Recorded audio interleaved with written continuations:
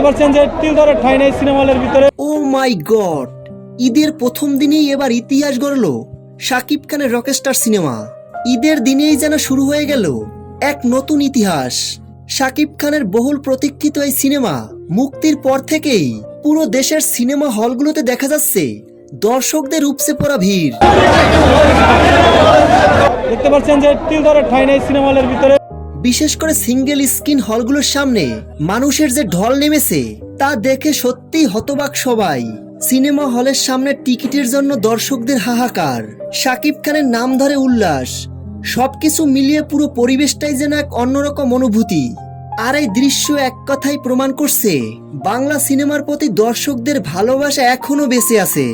আর সেই ভালোবাসার কেন্দ্রবিন্দুতে আছেন একজনই সুপারস্টার মেগাস্টার শাকিব খান। তো ভিউয়ার্স, শাকিব খানের রকস্টার সিনেমার সকল আপডেট ভিডিও সবার আগে পেতে ভিডিওটিতে একটা লাইক দিয়ে আমাদের পাশে থাকুন।